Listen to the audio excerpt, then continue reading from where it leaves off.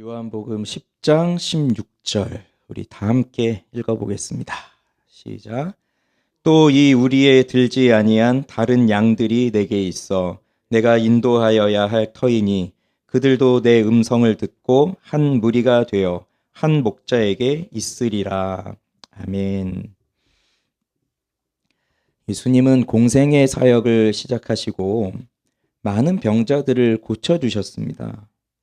하루는 열병에 걸린 시몬의 장모를 고쳐주셨어요.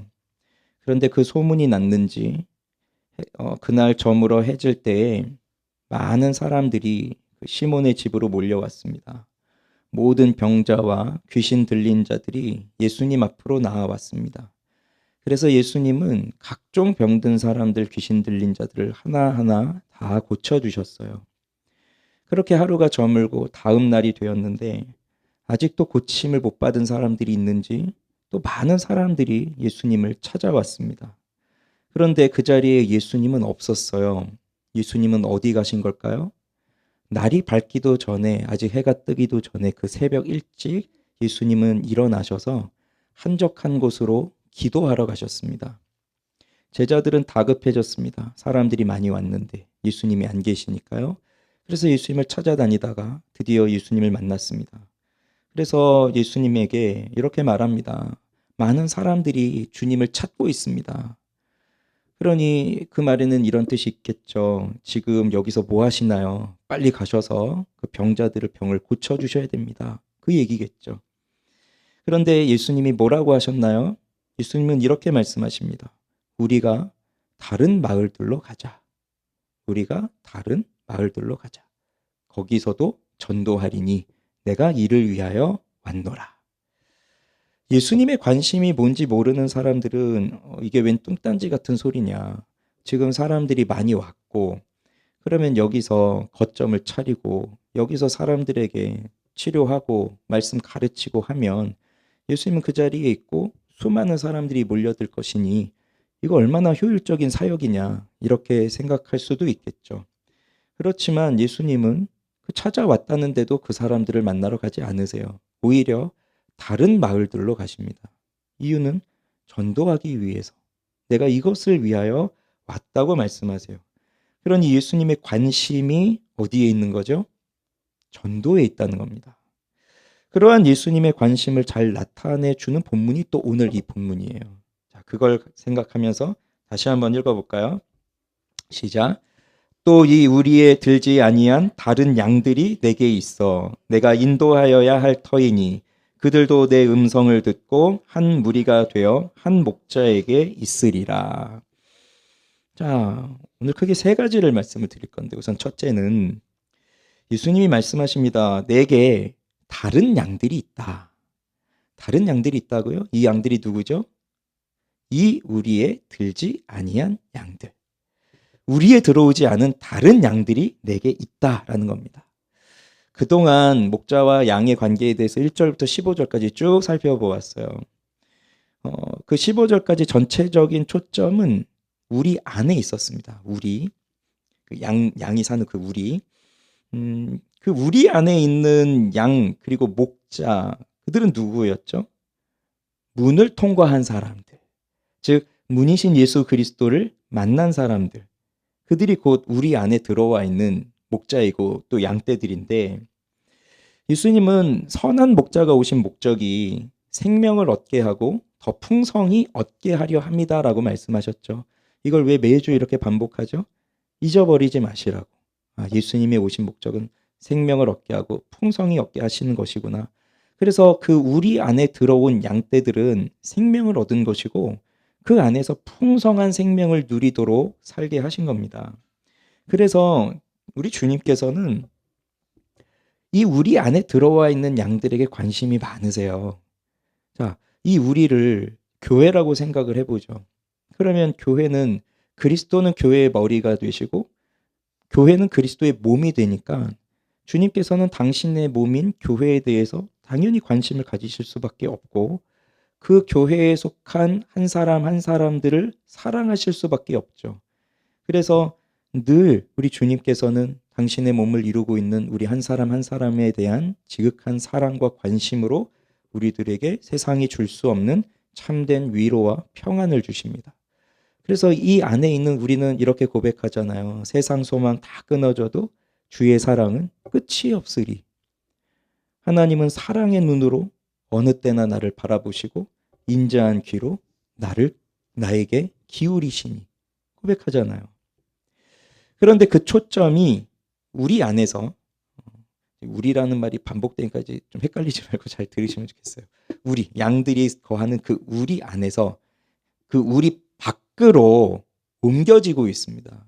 예수님의 관심이 옮겨지고 있어요. 그게 16절이에요. 그래서 16절은 우리가 좀 더 특별한 관심을 갖고 읽을 필요가 있어요. 그러면 이 다른 양들이 있다고 했는데, 우리 밖에 있는, 우리 안에 들어오지 못한 다른 양들이 있다고 했는데, 이 다른 양들이 누구일까요? 이들의 정체는 뭘까요? D.A. 카슨 같은 신학자라든지 뭐 대부분의 주석들을 보면 여기서 이 우리에 들지 않은 양들을 이방인으로 봅니다. 이방인. 그래서 앞에서도 말했잖아요. 우리 안에 양이 있다. 그들은 유대인들이고 그 유대인들 중에서 예수님이 부르셔서 하나님의 자녀로 이제 삼으시죠. 그런데 우리 안에 들지 않은 양들은 이방인들이다. 그래서 이방인들도 내게 있다.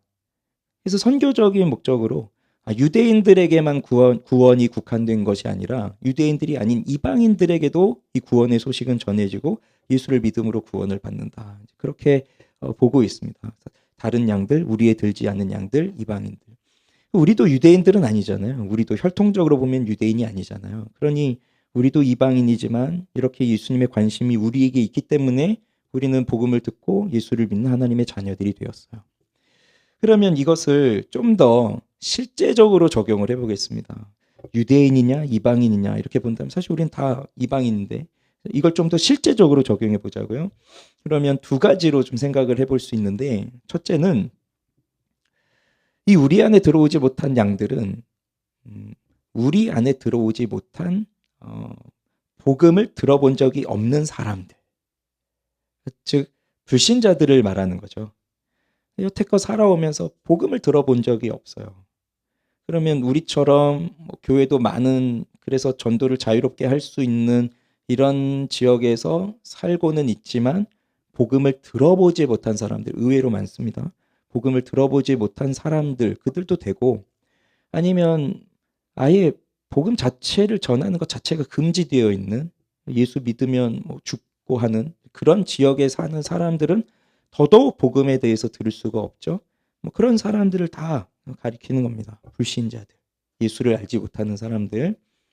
자, 그다음 또 하나는 우리 안에는 예전에 우리 안에 들어온 적이 있었는데 지금은 그 우리에서 떠나 있는 사람들을 가리키기도 해요. 예전에는 이 안에 있었어요. 교회에 들어와 있었어요. 교회도 다녔어요. 그런데 다양한 이유로, 여러 가지 이유로 상처를 받았습니다. 교회에 문제가 있습니다. 마음에 들지 않습니다. 사람 때문에 힘듭니다. 여러 가지 이유들로 교회를 떠나 있는 사람들, 잃어버린 영혼들, 그들이 있어요. 요즘은 가나안 성도라고 많이 부르잖아요. 그런 사람들도, 그렇게 미끄러져 있는 사람들도 지금은 우리 안에 있지 않기 때문에 우리 안에 들지 않은 다른 양들에게 포함이 됩니다. 이렇게 우리 안에 들어오지 못하고 있는 그 영혼들을 향해서 예수님은 어떠한 마음을 갖고 계시냐. 오늘 말씀 보면 이렇게 나오잖아요. 이 우리에 들지 않은 다른 양들이 있어 내가 인도하여야 할 터이니 라고 말합니다. 내가 인도하여야 할 터이니. 이걸 헬라어 문장으로 보면 데이라고 하는 동사가 들어가는데 그거는 반드시 뭐뭐 해야 한다는 뜻이에요. 그 다음에 인도한다는 게 부정사로 되어 있어요. 그러니 예수님은 내가 저들을 반드시 인도하셔야 된다는 얘기죠. 그래서 저 사람들이, 저 영혼들이 이 우리 밖에 있으면서 나를 믿든지 말든지 여기로 들어오든지 말든지 난 상관이 없다. 들어오려면 쟤네들이 알아서 들어와야지. 이런 게 아니라 예수님의 관심은 그들에게 있다는 겁니다. 예수님의 시선은 그 우리 안에 있는 양떼들에게만 향하고 있는 것이 아니라 우리 밖에 있는 그 양들을 향해서도 예수님의 시선은 가 있다는 얘기입니다. 그러니까 아까 말했듯이 다른 마을들로 가자. 거기서 전도를 해야 한다. 내가 이것을 위해서 왔다라고 하신 거예요. 아직 들어오지 못한 사람들을 찾아서 가시는 거죠. 그래서 예수님의 관심은 이들을 향해서 뻗어나가고 있습니다. 예수님의 사랑이 양들이 모여있는 이 울타리 안에만 머무르고 있는 것이 아니라 이 울타리를 뚫고 밖으로 나가고 있어요. 그 사랑의 관심이 확장되어 가고 있습니다. 사실 이 우리 밖에 있는 사람들은 예수님에게 그렇게 호의적인 사람들이 아니잖아요. 예수님을 욕하기도 하고 받아들이지 않고 믿지 않고 하나님에 대한 적극적으로 하나님께 대적하고 이렇게 살아가는 사람들이잖아요. 우리 밖에 있는 사람들은. 그러면 그런 사람들을 향해서 심판의 심판의 불을 때우려고 그 땔감으로 써도 모자랄 만한 그런 죄인들이 이렇게 비난하실 수도 있겠지만 예수님은 그런 마음을 가지고 계시지를 않고 그들을 향하여 저들도 내 양이다. 내가 저들을 인도하여야 한다라고 말씀하시는 겁니다. 그러니 십자가에 달리면서도 자신에게 못을 박는 그 사람들을 향해, 자신을 모욕하는 그 사람들을 향해 아버지 저들을 용서해 주시옵소서라고 기도하잖아요. 사랑이에요. 예수님의 사랑. 내가 그들을 인도하여야 한다라고 하는 것을 또 달리 생각을 해보면, 다른 말로 해보면 우리 밖에 있는 양들이 스스로 이 우리 안으로 들어올 수 있다는 얘기입니까? 못 들어온다는 얘기입니까? 우리 밖에 있는 양들이 우리 밖에 있는 양들을 내가 인도하여야만 한다라고 하는 말씀은 그들이 스스로 이 우리 안으로 들어올 수 있다는 얘기인가요? 스스로는 못 들어온다는 얘기인가요? 스스로는 못 들어온다는 얘기입니다. 스스로 들어올 수 없기 때문에 누군가가 데리고 들어와야 되는 거예요. 그런데 그걸 내가 하겠다는 거예요. 내가 그들을 데리고 와야만 한다. 내가 그들을 인도하여야만 한다. 그런데 문제는 예수님께서 공생의 사역을 시작하시면서 이렇게 여러 마을들을 다니면서 전도하시면서 다녔는데 그런데 모든 곳을 다 다니신 것이 아니잖아요. 지구에 있는 모든 지역을 다 다니신 것이 아니잖아요. 그저 이스라엘 그 팔레스타인 땅에 있었는데 그것도 아주 일부 지역만 다녔던 거예요. 3년에. 그러니 그 기간도 3년 정도 밖에 안 되고 그런 다음에 예수님은 죽으시고 부활하시고 하늘로 올라가셨으니 더 이상 여기를 다니실 수가 없어요. 어떻게 보면 예수님이 다니신 것보다 바울이 다닌 게 훨씬 많고 예수님이 만난 사람들보다 바울이 만난 사람이 훨씬 더 많을 겁니다. 그런데 예수님은 그렇게 다니지를 못하세요. 전도하기 위해서 왔다고 하셨는데 다니지를 못하세요. 하늘로 가셨으니. 그럼 이걸 누가 해야 되느냐? 주님께서 만나주신 주님의 몸을 이루고 있는 우리 안에 들어와 있는 양들이 해야 된다는 얘기입니다. 즉 교회가 이 일을 해야 된다는 얘기예요. 예수님께서 우리 밖에 있는 양들을 향하여 내 양이라고 말씀하시는 것은 이 우리 안에 있는 그 양들이 다시 말해서 그리스도께서 세우신 이 교회에 있는 우리 한 사람 한 사람들이 어떠한 목적으로 교회를 이루고 있는가, 어떠한 목적으로 우리가 살아가고 있는가 하는 것을 보여주는 겁니다. 그러니 예수님은 이 땅에 계셨더라면 무엇을 하셨겠어요? 지금도 전도죠. 그러면 자연스럽게 생각해 보세요.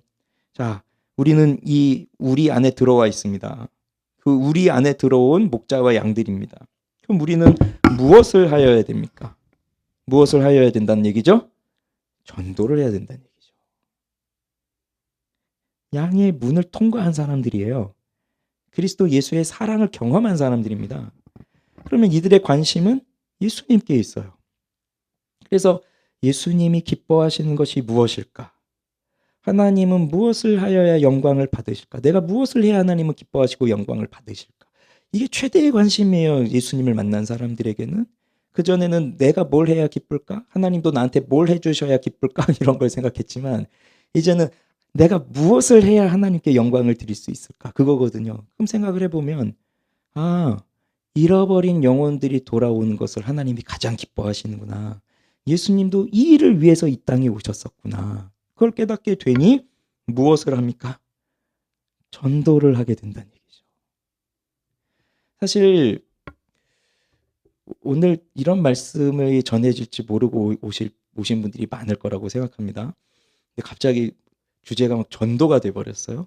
벌써 마음속에서 부담이 막 밀려오기 시작하시죠.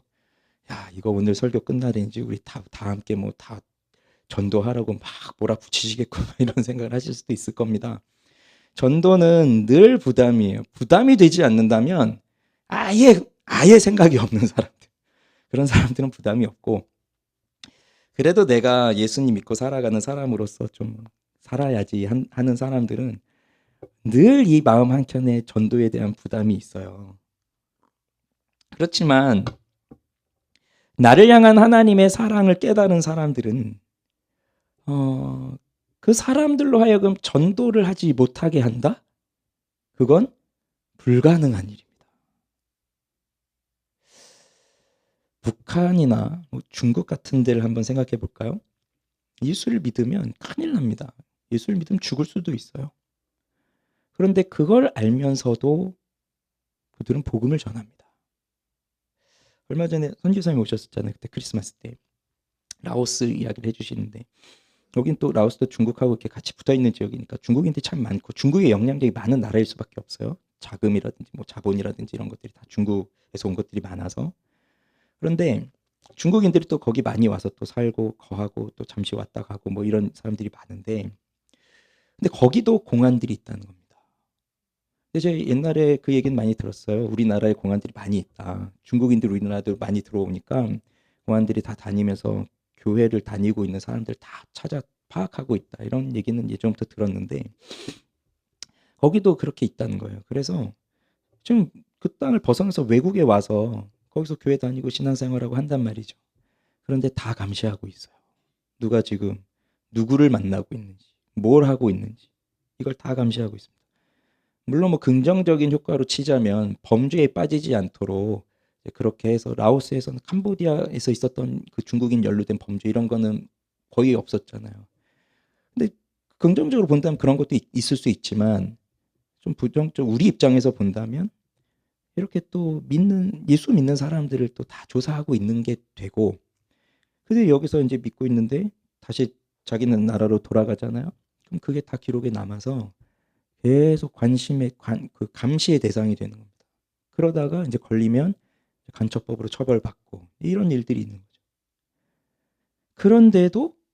그런데도 전도하고 복음을 전하고 또 말씀 들으러 모이고 예배 드리고 또 나가서 전도하고 한단 말이에요. 아예 우리처럼 전도 좀 하세요 막 이런 분위기에서 자유롭게 하고 있는 우리들이 오히려 더 전도를 못 합니다. 전도를 안 합니다. 우리가 더. 그래서 차라리 우리한테 전도하면 잡혀갈 수도 있다 이러면 속으로 다행이다 이렇게 생각하시는 분도 있을 수 있어요. 이 부담에서 이제 벗어날 수 있겠구나. 그래서 오히려 전도하면 죽을 수도 있는 상황에서 그 사람들은 목숨을 걸고 전도를 합니다. 그걸 보더라도 이 하나님의 사랑을 깨달은 사람들에게 하나님의 사랑을 말하지 못하게 하는 것은 불가능한 일이다. 무엇이 그렇게 시킨 거죠? 무엇이 그 사람으로 하여금 그렇게 살도록 만든 것이죠? 복음을 모를 땐 내가 가장 잘난 것 같고 내가 최고라 생각하면서 살았습니다. 그래서 항상 관심은 내가 세상에서 성공하는 것에 있었어요. 그런데 복음을 들어보니 내가 정말 형편없는 죄인이고 이런 나를 위해서 예수님이 십자가에 못 박혀 죽으셨구나라고 하는 그 사실과 구원의 은혜를 깨닫게 되니까 그 십자가의 사랑, 그 십자가의 은혜를 경험하고 나니까 이제는 잠잠히 있을 수가 없는 거예요. 멈출 수가 없는 거예요. 내가 이 십자가의 사랑을 자랑할 수밖에 없는 겁니다. 그래서 교회에서 무슨 전도 프로그램을 만들어서 뭐 우리 이 기간에 전도합시다. 뭐 전도 많이 해오면 상을 줍니다. 뭐 옛날에 뭐 전도해서 많이 해온 사람 그 교회에서 1등하면 차도 주고 뭐 이런 교회도 있다고 들었어요. 경품 그 상으로. 근데 그렇게 해서 전도를 하는 게 아니라 그런 거 없어도 뭐 프로그램이 없어도 전도 그렇게 하라고 뭐 강요하지 않아도 예수를 만난 사람들은 자연스럽게 예수를 전하게 되어 있다는 얘기예요. 우리의 살아있는 소망, 나의 산 소망, 예수 그리스도를 말하고 싶은 거예요. 그래서 누가 전도를 가장 많이 하느냐 봤을 때 교회를 오래 다닌 중직자들보다 이제 막 교회를 나와서 예수를 믿기 시작한 새 신자들이 전도를 더 많이 한다는 통계가 있어요. 왜 그런가요? 왜 그런 걸까요? 지금 예수를 믿는 이 따끈따끈한 사랑이 내 마음속에 있으니 이걸 마음속에 가두어두고 있을 수가 없는 거예요. 말하는 거예요. 저도 솔직히 말씀드리면 저도 매일 전도하고 그런 건 아닙니다. 우리 교회에서 정한 전도 날이 있으면 이제 나가서 전도하고, 또 그렇지 않을 때 제가 가끔씩 또 혼자 나가서 전도하고 그럴 때가 있는데, 그렇다고 저도 매일 전도하고 그런 건 아니니까요. 그럼 저도 언제 전도를 가장 많이 했었느냐 생각을 해보니 처음 회심했을 때였던 것 같아요. 그 고등학교 다닐 때. 그때 교복 속에 항상 사형리 그 소책자 있잖아요. 전도 사형리 책자 노란색. 그걸 항상 여기 놓고 다니면서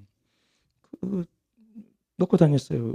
그리고 쉬는 시간에도 또 찾아가서 전해주고 싶은 친구한테 가가지고 펴가지고 얘기해주고, 또 지하철 타고 고등학교 다녔는데 지하철 타고 오면서 그 전철 안에서 또 펴가지고 얘기해주고 그러면서 다녔거든요. 사실 사형리 훈련을 받아본 적이 없어요. 나중에 CCC 그 전도법 그 MLTC 그 훈련도 받고, 목회자들 그 전도 훈련 그 CCC 그거 받고 이렇게 하면서 그때 이 사형리 전도법이라는 걸 배웠는데, 그때 이게 배우면서 고등학교 때 생각해 보니 참 어설펐던 거예요. 저도 이렇게 하는 방법이 있었구나, 이렇게 하는 거였구나. 근데 그런 걸 배운 적도 없고 가르쳐 준 사람도 없고 했지만, 그래도 그 전도해야 되겠다는 마음을 가지고 그 들고 다니면서 읽어주고 또 설명해주고 그랬거든요. 대학 때는 IBF라고 선교단체에 있었는데, 한번 그 공동체 프로그램 중에서 큰 종이를 그려놓고 이제 그룹마다 사람을 그리라고 했어요. 그리고 이제 그게 이제 뭐냐면 교회를 나타내는 거죠. 그리스도는 머리이시고 우리는 그리스도의 몸으로 각각의 지체니까, 그럼 내가 그리스도의 몸으로서 뭘 할 수 있을까? 나는 무엇일까? 나는 손일까? 심장일까? 뭘까? 이렇게 해서 자기 이름을 거기 써보라고 했는데, 저는 발에다가 제 이름을 썼어요. 발. 왜 그랬냐면 나는 어디든지 복음을 전하러 다니는 그 발이 되고 싶다. 복음 전하는 발. 그래서 발에다 이름을 적었어요. 이제 처음에 그렇게 예수님 만나고 했을 때 전도에 대한 열정이 있는데, 살다 보면 이것도 다 식어지거든요. 그러나 예수의 사랑을 아는 사람들은 그래도 어떤 일이 있어도 복음을 전합니다. 매일 하지 않더라도 우리에겐 늘 이 복음을 전하고 싶은 마음이 있어요. 그래서 전도하잖아요. 한 번 했잖아요. 그러면 그 한 번 전도한 걸로 나는 일생의 숙제를 끝냈다, 그게 아니라 한 번 전도하고 나니까 이걸로 안 되는구나. 또 전도할 수 있는 기회를 달라고 기도하기 시작하고, 그래서 또 전도하게 되고, 그러면서 내가 전도해도 안 믿는 사람들이 더 많으니 그 영혼들을 위해서 기도해야 되겠구나. 그래서 우리 교회도 전도를 많이 한다는 소문이 나 있기는 하더라고요. 근데 그렇게 많이 하는 것 같지는 않은데 그래도 우리 많이 합니다. 지난번 성탄절에도 다녀왔잖아요. 많은 사람들을 내가 만나지 못했다 하더라도 그렇게 한번 또 전도의 자리에서 예수님 믿으라는 짧은 메시지밖에 전하지 못했지만, 또 그거 하고 돌아오신 분들은 이런 자리가 계속 있어서 계속 전도의 자리를 나가고 싶다, 이런 마음들이 또 생기거든요. 그러면서 전도하게 되는 거예요. 잃어버린 영혼들에 대한 마음도 생기는 것이고, 그게 주님이 지금 계셨더라면 하셨을 그 일입니다. 자, 그 다음 두 번째로, 그렇게 우리 밖에 있던 양들이 우리 안으로 인도가 되면 그들에게 무슨 일이 일어나느냐. 말씀이 뭐라고 되어 있어요? 그들도 내 음성을 듣고 그들도 내 음성을 들을 것이다 라고 되어 있습니다. 목자와 양의 관계에서 가장 중요한 것이 뭐라고 했죠? 목자의 음성을 듣는 것이라고 했잖아요. 그래서 목자는 말하고 양은 듣는 것이다. 이 관계를 앞에서부터 계속 얘기해 왔던 겁니다. 그래서 전도는 선한 목자이신 우리 주님의 음성을 듣게 해주는 거예요. 하나님은 전도에 미련한 것으로 구원하기를 기뻐하셨습니다. 다시 말해 한 사람이 구원을 받기 위해서는 어떠한 신비로운 일들이 날마다 일어나고 기적이 일어나고 해야 예수를 갑자기 믿는 게 아니라, 예수님의 음성을 들어야 믿는 거예요.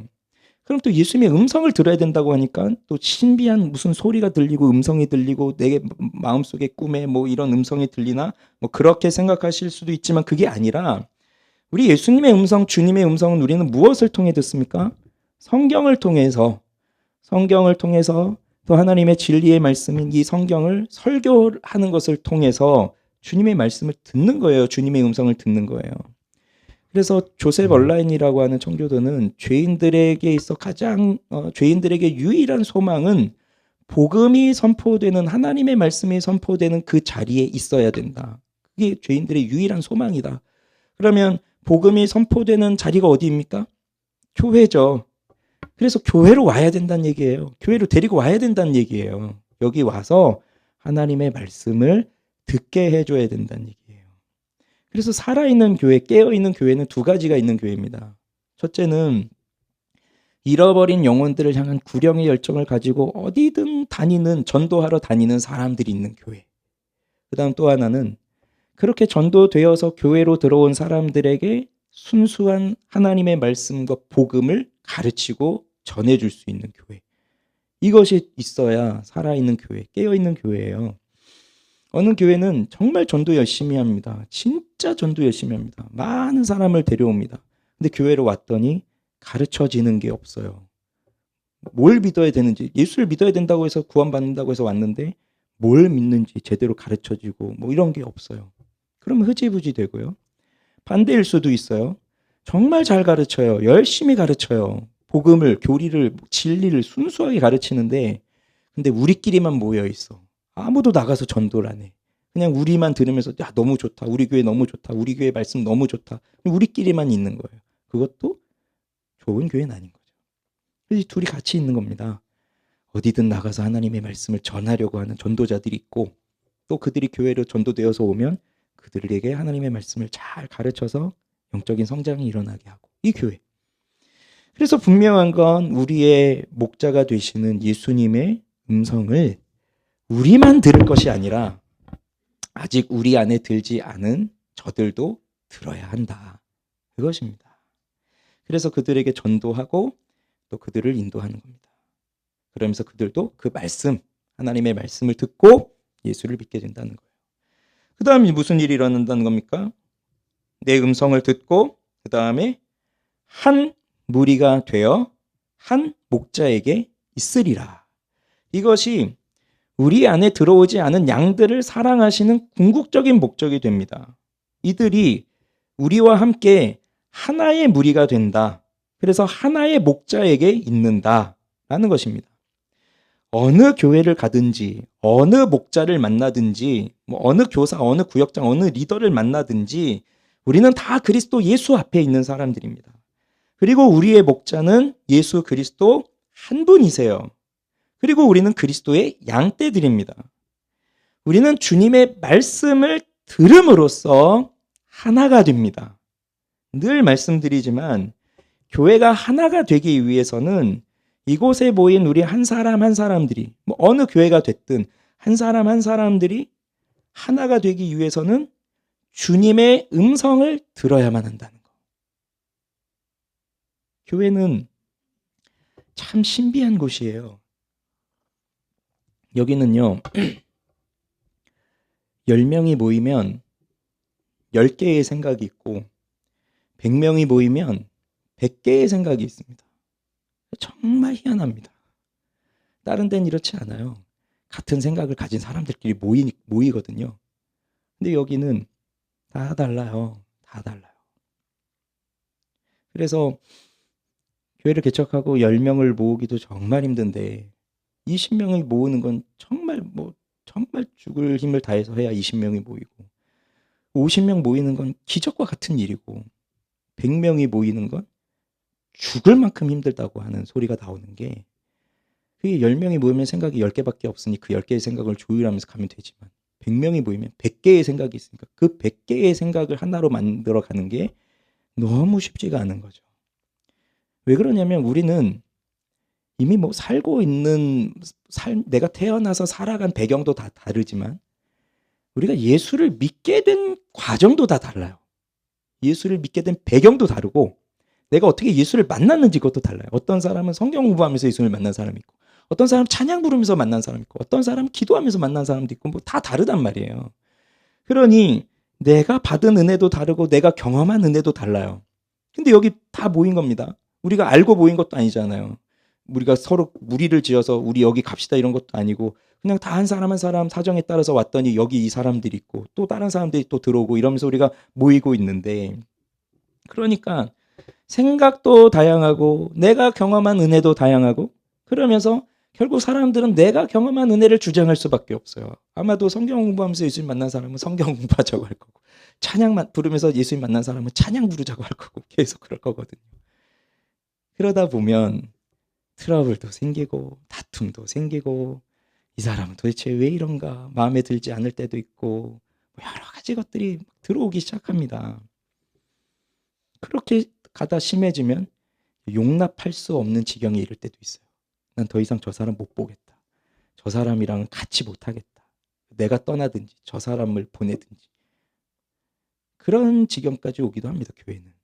정말 이상하죠. 신비롭죠. 그런데 목장은 하나라는 거예요. 예수님이 사람들이 100명이 모여서 100개의 생각을 가지고 있으니 그러면 그 생각을 가진 사람들끼리 모이는 목장을 만들어서 뭐 100개, 1000개, 수천 개의 목장을 만들어서 이 생각을 가진 사람들은 여기에 모이고 이 생각을 가진 사람은 여기에 모이고 그런 식으로 목장을 만들어 가신 게 아니라 목장은 하나라는 겁니다. 하나. 그 안에서 다양한 사람들이 모여서 각각의 사람들이 여기 모여 있지만 여기서 하나가 되는 거. 근데 그것이 무엇으로 가능하다고요? 하나님의 말씀을 들음으로써 가능해지는 거예요. 아무리 수많은 사람들이 모였는데 각자의 기도 제목만 가지고 기도한다면 하나가 될 수 없습니다. 그래서 교회가 정말 중요한 거 우리가 모여서 기도할 때 모이는 사람의 숫자보다 더 중요한 건 모인 우리가 하나의 마음을 가지고 하나의 기도의 제목을 가지고 공통적으로 우린 기도할 수 있느냐. 이게 중요한 거거든요. 근데 그것이 무엇으로 가능하냐? 말씀을 들을 때예요. 그래서 우리 교회는요. 하나가 되기 위해서 인간적인 방법을 동원할 필요가 없어요. 단합대회를 많이 한다고 해서 우리가 하나가 되는 게 아니에요. 그건 그냥 인간적 친분을 쌓아가는 것일 뿐이지 그러면서 오히려 더 상처받는 사람들도 많이 생겨요. 여기서 우리는 하나의 말씀을 들을 때, 자, 하나의 말씀이 선포됩니다. 제가 여기서 설교하는데 저 뒤에서 또 누군가가 여기 좀 마음에 안 드는 사람은 여기 와서 설교 들으십시오 하고 그렇게 되지 않아요. 하나의 말씀이 전해지고 있고 우리는 하나의 말씀을 듣고 있습니다. 그러면서 우리는 하나가 되는 거예요. 근데 그냥 말씀만 듣는다고 되는 게 아니라 성령의 역사가 일어나야 되는 거죠. 성령께서 전하는 자, 듣는 자와 연결시켜 주신 그 영적인 교통이 있어야 된다는 얘기죠. 그래서 어떻게 보면 사실 이 교회가 하나 되는 건 쉬워요. 부흥이 일어나면 돼요. 부흥이 일어나면. 그래서 말씀을 듣고 그 말씀에 순종하고 그렇게 진리와 은혜 속에서 풍성한 삶을 살아가는 공동체가 되어야 하나가 되는데 그런 공동체가 아니면 자꾸 깨어지는 겁니다. 그렇게 하나가 된다. 근데 하나가 되는 것만으로는 또 만족할 수 없어요. 더 중요한 건 한 목자 안에 있다. 근데 이 목자가 누구십니까? 그리스도 예수예요. 그래서 모든 교회는요. 다 예수님 한 분. 예수님만이 목자예요. 그 예수님 안에 진정한 생명과 풍성한 삶이 있습니다. 우리는 살아가면서 다양한 사람들 만나고요. 또 지금까지 신앙생활 해오신 분도 다양한 목자들을 만났을 거예요.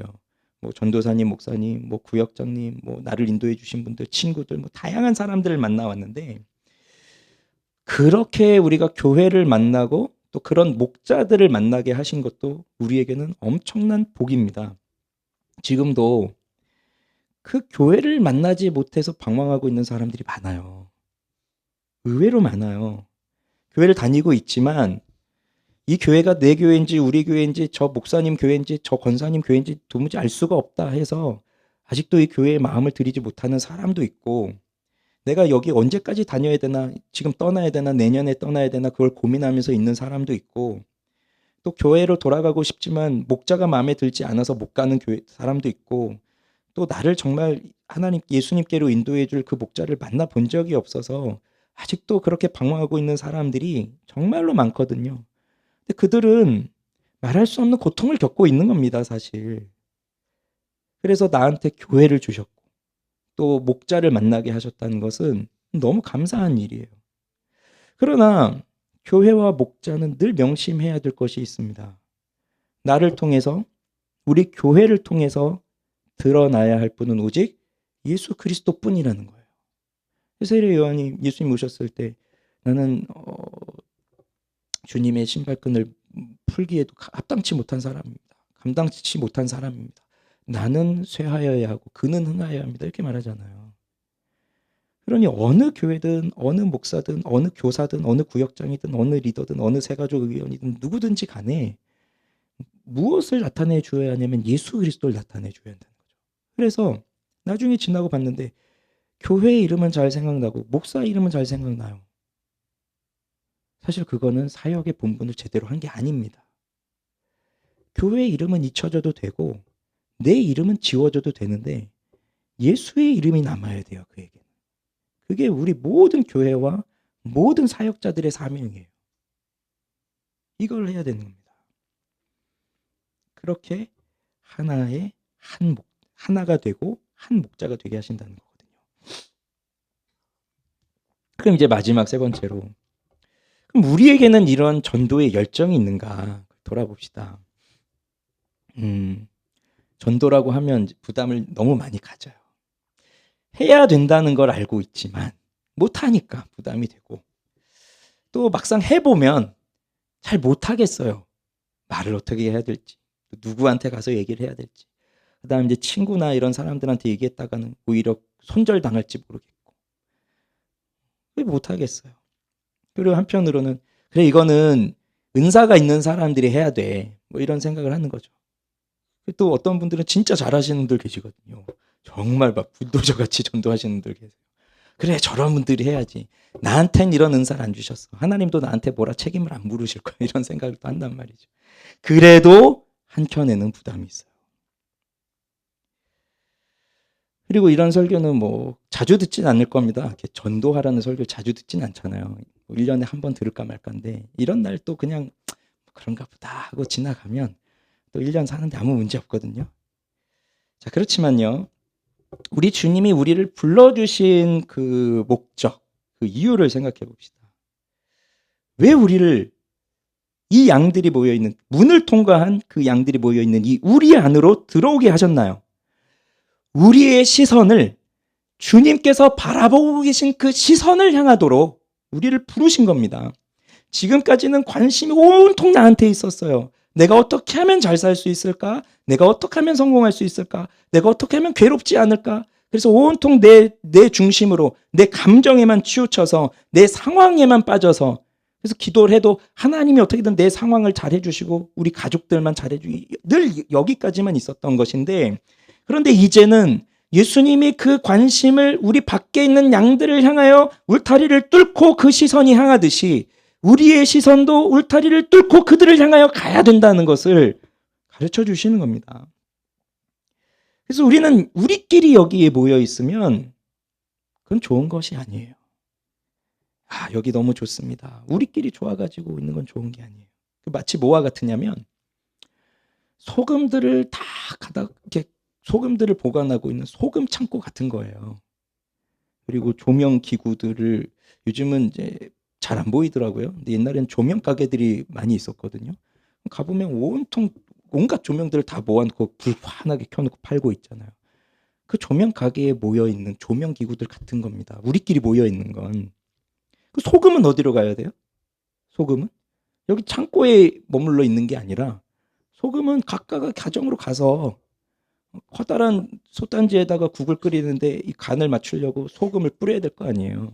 그러니 그 속으로 들어가야 되고 끓는 그 물 속으로 들어가야 되고, 이 조명들은 다 어디로 가야 돼요? 캄캄한 어둠으로 가서 비춰야 되잖아요. 그게 사명이잖아요. 그런데 우리는 늘 또 하는 불평이 그거예요. 아, 우리는 힘이 없습니다. 우리는 수가 너무 적습니다. 근데 생각해 보시면 이 커다란 솥단지에 국을 끓이는데 소금을 얼마나 넣습니까?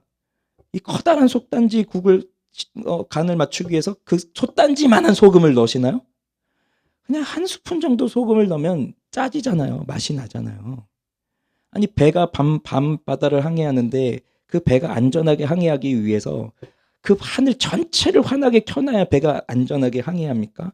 그게 아니라 그냥 저기 있는 작은 등대 하나만 있어도 배는 안전하게 가잖아요. 소금도 그렇고 빛도 그렇고 어둠의 한 줄기는 그 한 줄기의 빛은 캄캄한 세상을 밝게 하기에도 충분한 것이고요. 한 움큼의 소금은 아무리 많은 양의 국도 짜게 하기에 충분한 거예요. 그래서 수가 문제가 아닙니다. 전도하려고 하는데 난 너무 소수야. 난 힘이 너무 없어. 그게 문제가 아니에요. 하나님의 자녀들은 언제나 그런 삶을 살아왔어요. 창세기 지난주에 묵상했잖아요. 보면서도 이런 의문이 들었어요. 저도. 가인의 자손들이 쭉 나오고 셋의 자손들이 아담의 계보가 쭉 나오고 하는데 아무래도 숫자적으로 보면 이 아담의 계보는 적고 저 가인의 자손들이 이제 점점 많아진단 말이죠. 그래서 노아의 홍수 직전에는 노아 한 사람 정도나 하나님을 찾고 하나님의 은혜를 입는 이렇게 사람이 되었으니 아니 내가 하나님이었으면 이왕에 죄를 지은 인간들을 구원할 계획을 갖고 계시다면 그 아담의 계보를 따라가면서 하나님을 찾는 하나님의 사람들의 수를 더 많이 놓고 그 다음에 일부 소수의 사람들이 그래도 끝까지 말 안 듣고 저 하나님 대적하고 사는 사람들을 남겨두어서 이 사람들이 이 다수의 그리스도인들을 보면서 야, 우리는 못 살겠다 정말 저 사람들 때문에 해서 돌아오도록 하시면 반대가 되는 거죠. 그래서 불신자들이 우리 신자들을 보면서 신자들한테 핍박을 당해서 너 그렇게 살면 안 돼. 너 그렇게 부정직하면 안 돼. 너 그렇게 죄 지으면 안 돼. 막 그렇게 시달려서 우리 정직하게 살아야지 하고 돌아오는 것처럼 그렇게 세상을 하나님이 만들어 가셨으면 구원하기에도 더 쉽지 않았을까? 우리도 더 좀 편하게 살지 않았을까? 이런 의문을 갖는데 하나님은 정반대로 하셨단 말이에요. 사람들 가득 죄악 가운데 나면서부터 악한 생각을 가지고 홍수 심판이 있어도 바뀌지 않는 그런 사람들로 가득 채우시고 그저 몇몇 사람들 하나님 찾으면서 살도록 하셔서 그들 속에서 핍박받으면서 살게 하는 그렇게 하셨단 말이죠. 왜 그렇습니까? 수가 문제가 아니기 때문에 그런 거예요. 수가 문제가 아니기 때문에.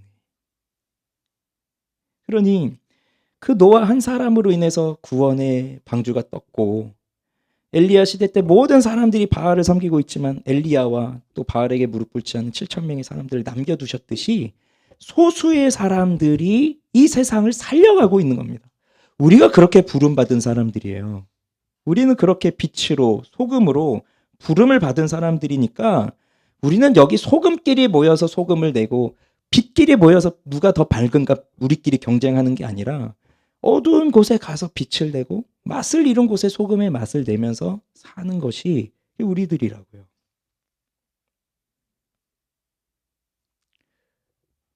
이야기 하나를 드리고 이제 마치겠습니다. 저도 들은 이야기이고요. 지어낸 이야기 같습니다. 바다에 파도가 심하게 치는데 그 지역이 너무 위험한 지역이에요. 사고가 자주 일어나요. 그래서 사람들이 타고 가던 배가 풍랑을 만나서 위험에 처했습니다. 어떻게든 항구에 안전하게 정착을 해보려고 했지만 실패하고 배가 파손되고 다 부서졌어요. 사람들이 다 물속으로 쏟아져 떨어졌어요. 그 몇몇 사람들이 겨우 널빤지 하나 부여잡고 바다에 둥둥 떠다니는데 체온이 점점 떨어지면서 야 이제 죽었구나 하면서 의식을 잃어갔어요. 그런데 눈을 떠보니 어느 해안가에 자기가 와 있는 거예요. 옆에 보니 또 한 사람이 또 있어요. 살았습니다. 구사일생으로. 그래서 둘이 앉아가지고 야, 저 많은 사람들이 다 이 바다에 빠져 죽었는데 우리는 어떻게 살게 되었을까? 우리를 살려주신 하늘의 뜻은 뭘까? 그럼 우리는 오갈 데도 없는데 여기가 어딘지도 모르겠는데 집으로 돌아갈 방법도 없는 것 같은데 이제 우리는 어떻게 살아야 될 것인가? 하면서 고민을 하다가 우리를 살려주신 하늘의 뜻이 분명히 있을 거다. 지금 이 앞바다는 너무 사고가 많이 나고 사람들이 많이 죽어가니까 이제 우리는 여기에서 저기 위험에 처한 사람들을 구하는 그 사명을 갖고 살자. 이게 어차피 우리에게 주어진 이 덤으로 사는 인생 그렇게 사는 게 보람 있을 것 같다라고 두 사람이 마음을 모으고 거기 텐트를 치고 거기서 그 지나가는 배들을 보면서 지키는 겁니다. 그러다 배가 빠져서 또 사람들이 죽어가고 있을 때 파도가 세게 몰아쳐도 그들은 그 위험을 무릅쓰고 달려나가서 헤엄을 쳐서 사람들을 또 구해오는 거예요. 그렇게 하루하루 살다 보니까 점점 그 섬에 사람들이 많아지기 시작했어요. 그 구조를 받은 사람들이 사람들에게 물어보는 거예요. 당신들은 왜 여기에 있습니까? 이 이야기를 해주는 겁니다. 우린 이렇게 살기로 했습니다. 그 말을 들었더니 사람들이 감동을 받았는지 그럼 저희도 이렇게 살겠습니다. 우리도 남은 여생을 이렇게 삽시다 하면서 다들 그 구조를 하기 위해서 그 섬에서 살아가기 시작하는데 그렇게 세월이 많이 흘렀어요. 그러니 이제 사람들이 많이 모이다 보니 이제는 이 텐트 하나 쳐가지고는 안 될 것 같습니다. 우리가 더 효율적인 구조 활동을 위해서는 좋은 건물도 지어야 될 것이고 효율적인 구조 활동을 위해서는 우리가 좀 더 친목을 다지면서 우리가 살아야 될 것 같습니다. 하면서 건물도 짓고 친목회도 열고 그러면서 이제 사는 겁니다.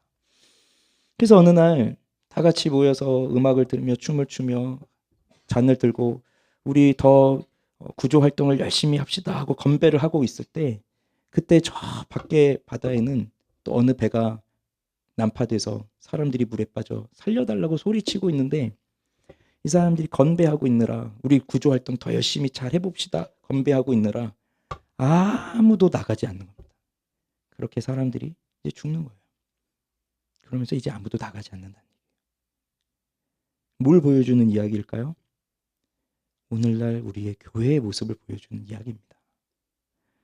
한 사람 한 사람들이 예수를 만나고 여기 들어왔는데 처음엔 그 감격으로 우리도 전도해야지 복음 전해야지 하며 살다가 시간이 지나 보니 힘들잖아요. 전도가 여러분 힘들지 않으면 우리가 왜 부담을 갖겠어요? 쉽고 하는 대로 효율이 있고 하는 대로 열매가 맺히면 우리가 왜 이걸 어려워하겠습니까? 안 되니까, 어려우니까, 무서우니까, 두려우니까, 괜히 나갔다가 내가 죽을 수도 있으니까. 그러면서 서서히 관심이 사라지는 거예요. 처음 회심할 때는 내 관심이 이제 예수님을 향해서 가고 예수님이 향하는 시선을 향해서 갔지만 점점 시간이 지나고 이 안에서 적응을 하다 보니까 다시 그 시선이 나를 향해서 오기 시작해요. 그러면서 하나님도 나를 위해 계셔야지 하는 생각으로 신앙생활을 한단 말입니다. 그러니 저 밖에서는 아직도 많은 사람들이 죽어가고 있지만 누구도 선뜻 나서는 사람이 없는 겁니다. 그리고 우리끼리 나와서 하는 말은 우리 열심히 구조활동 해봅시다. 이러고 있다는 얘기예요.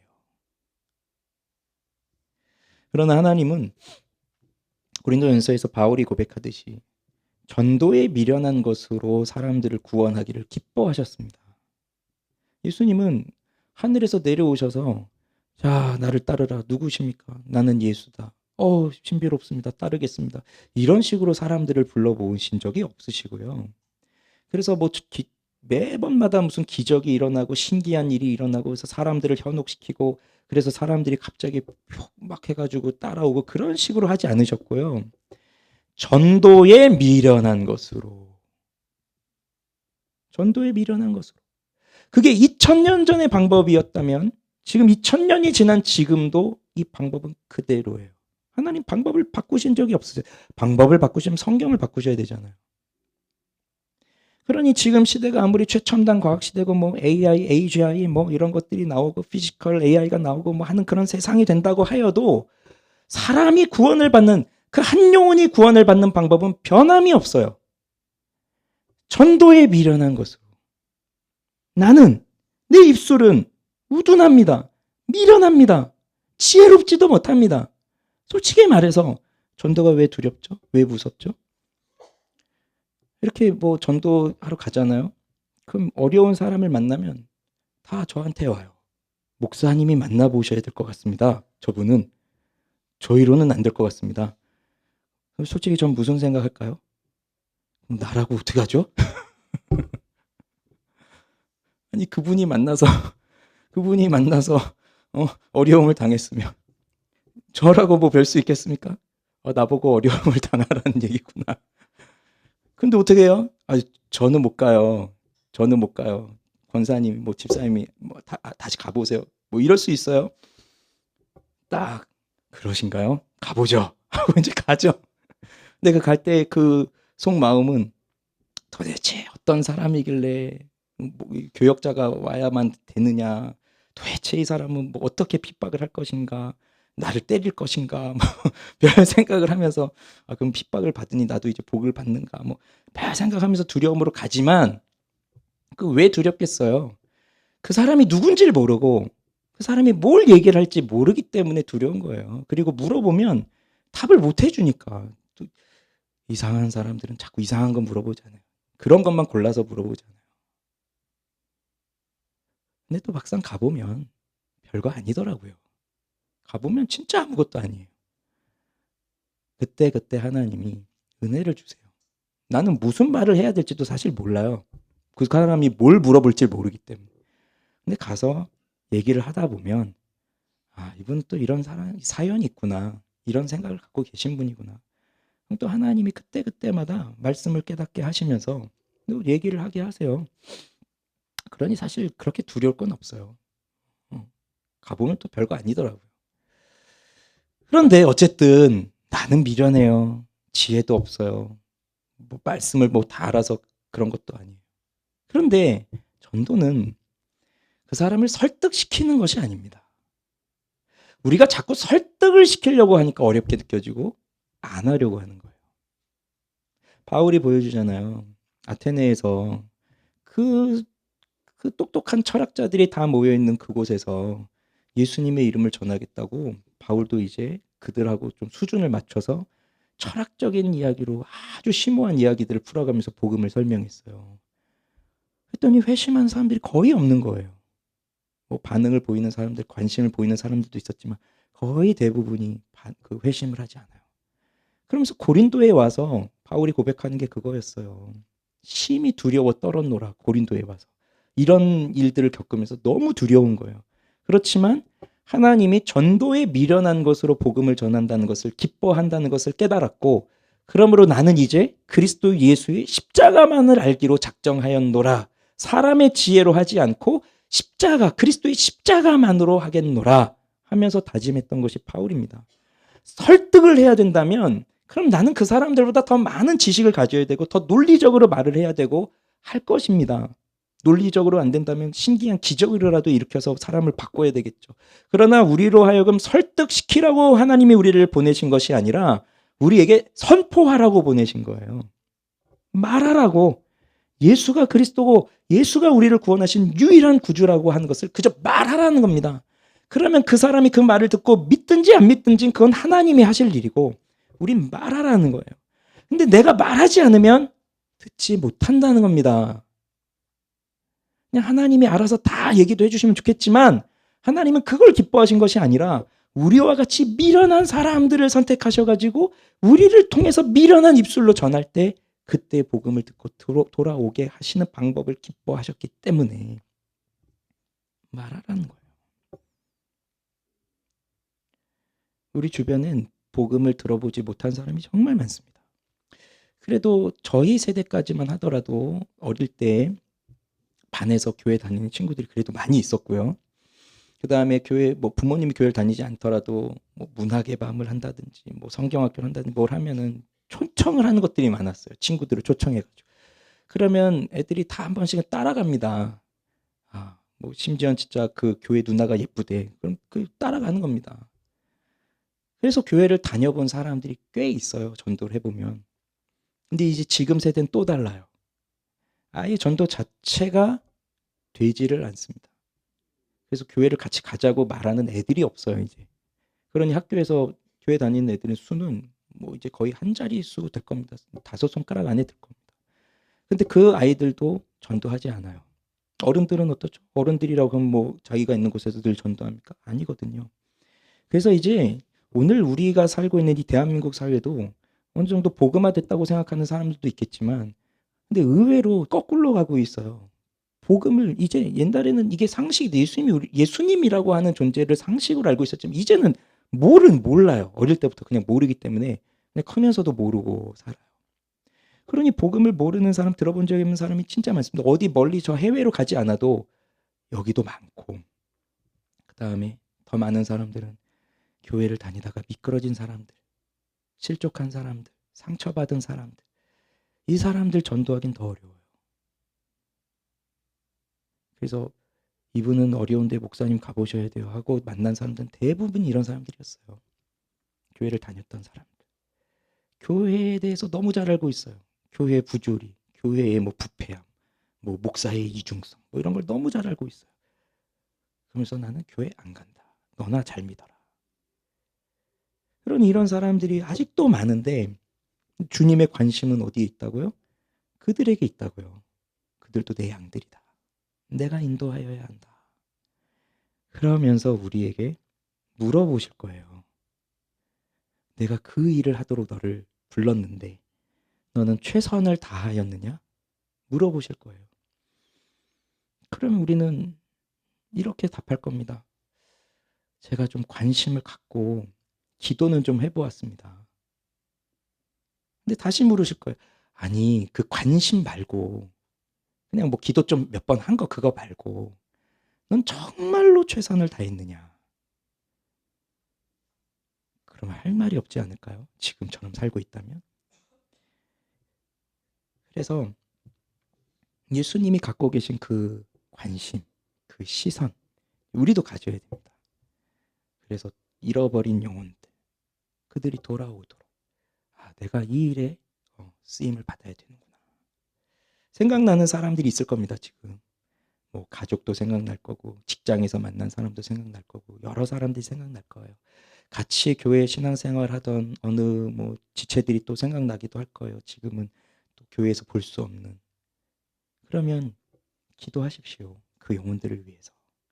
그리고 전도의 문을 열어달라고 기도하세요. 바울은 골로새 교회 골로새서에 보면 내가 항상 전도할 수 있도록 전도의 문을 열어달라고 너희들이 나를 위해 기도해달라고 했었어요. 그러니까 아무리 전도하려고 해도 그 상황이 열려지지 않으면 못하거든요. 전도의 문을 열어달라고 기도하시고 그러면서 우리도 복음을 전하도록 최선을 다하는 삶을 살고 교사로 부름받은 분들이 계십니까? 뭐 리더로, 새가족위원으로 뭐 아니면 각자 여러분 직장에서 부름받은 분들 계십니까? 여러분들에게 영혼을 붙여주신 겁니다. 그들을 가르치면 됩니다. 또 전하면 됩니다. 그래서 그렇게 복음을 전하는 삶을 살도록 최선을 다하는 우리의 삶이 되기를 주님의 이름으로 축원합니다.